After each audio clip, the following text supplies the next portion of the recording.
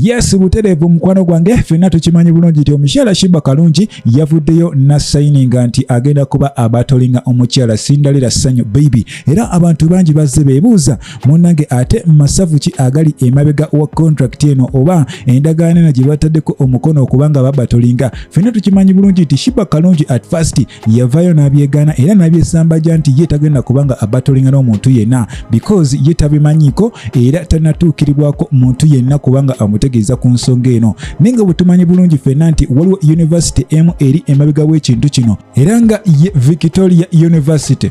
Mukwano gwange gwe ampuliriza kakati omukyalo ono ki ekyamukkirizisizza okubanga asayininga obanga akkiriza bata eno? Ono nno mukwano gwange yakkiriza okubanga akwata obukadde obukunukkiriza mu 100 era nga buno bumusasulwa olw'okuba akkiriza bata eno.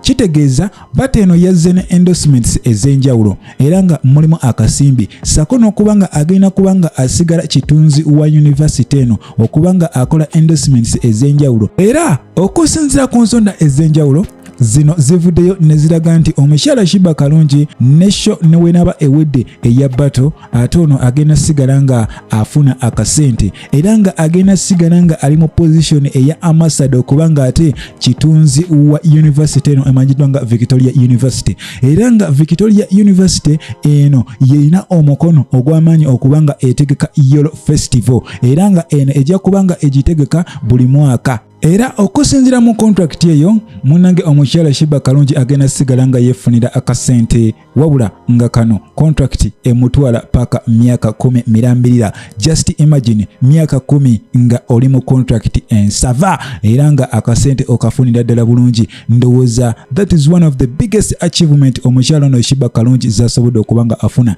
Kitegeeza ne waba munnange tafunye show ne waba munnange nga tafunye kathimbi akasente ke kagenda kubanga ate kajja mu akaunti ye. Kitegeeza ono alina emirimu ebbalibbali gy'agenda okubanga akwasaganya. Kino nno kimwawula ku bayimbi abalala era awo kigenda kuba kizibu nnyo abayimbi abalala nga ba Lydia Jezreel okubanga balinako we bamukwata. Ffenna tukimanyi bulungi nti ne Spice Dana azze afuna endorsements ez'enjawulo bamufuddeko ambassador ow'enjawulo era nga tujjukira bulungi yaliko ambassador wabula omukyala Sheebah Kalungi kino kyo kyaguddeko diru nsava nnyo era katulinde olunaku luli mulindwa bano bagenda kubanga babatolinga wabula yadde bato gyeri munnange omukyala amanyiddwa nga Desire Luzinda avuddeyo n'abategeeza bannange baana bawala yadde bato gyeri nkimanyi eyo bato yonna yeetolera kasente wabula ate saagala mwemalemu nsa muleme kwekuba bigambo bisusi because olunaku olw'enkya mugenda sigala nga muli ba mikwano ebyo just bya kathimbi mukolagana ate mukubagana ebigambo olw'ensonga mwinayo bato naye temukisussa. Desire Luzinda bwate wategeezeza jjukira Desire Luzinda yavaako mu ggwanga era tujjukira emabega ka waliwo sikando ezajjawo ono oluvannyuma lwa news ze ezafuluma ebifaananyi bya munnange ebikuzike byafulumanga ebitundu bye byonna ebirya private ate nga biri bweru awo nno yaswalamuko n'agamba kansooke ndekulire eggwanga era bw'atyo nayolekera wabula ono avuddeyo n'ategeeza nti ajja kuba musanyufu nnyo singa anaafuna omwami nga Mukama Katonda amumuwadde. Bangi bazze bamubuuza nti nyabo omazeeyo ebbanga ddene nnyo ennaku zino otuyimbiramu ka gospel naye nga omusajja tetumulaba era nga waliwo allegations ezigambibwa nti ono yandibanga alina akakwate ne musajja mukulu Levikson bano bandibanga ate balinawo akatambula wabula ono avuddeyo n'abyesambajja n'agamba ye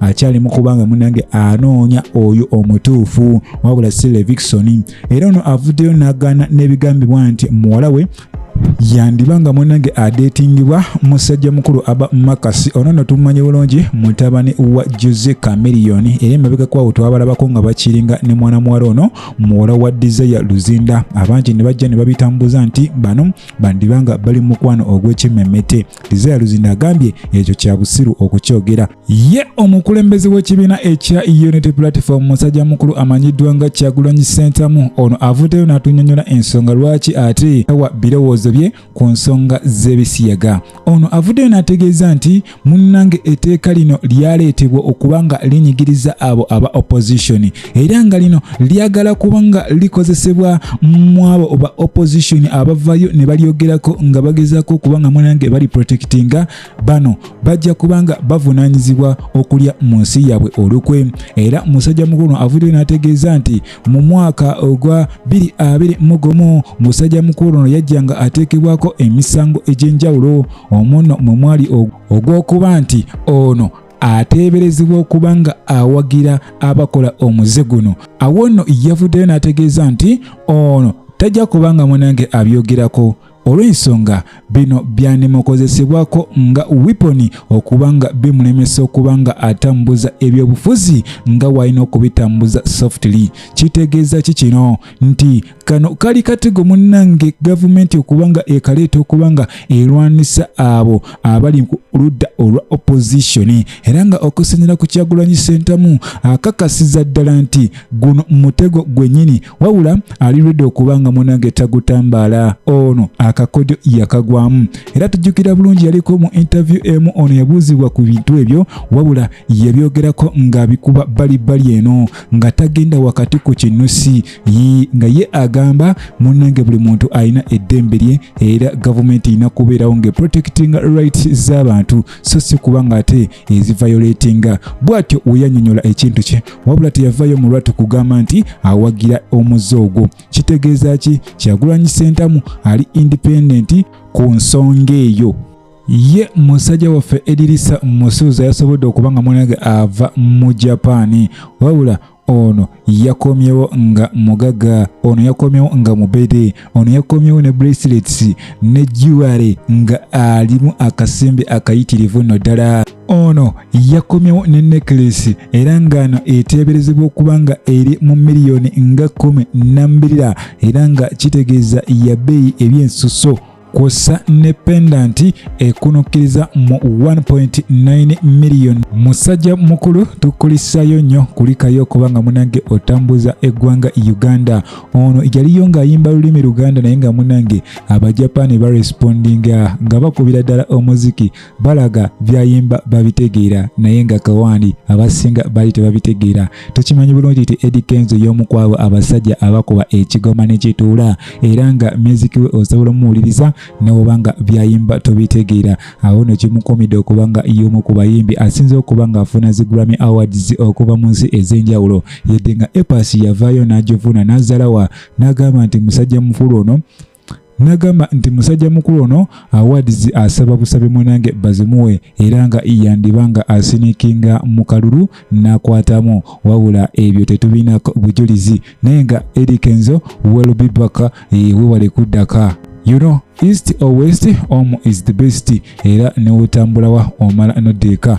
Butereva makwano gwange ne kujjukiza nti obadde kujjika media ensibuko ya mawulire. Kwatanaba kubanga subscribinga, gena masa subscribinga, likinga, commentinga, tusobola kubanga tambula fenna. Saba Mukama Katonda abankuumire, mweraba.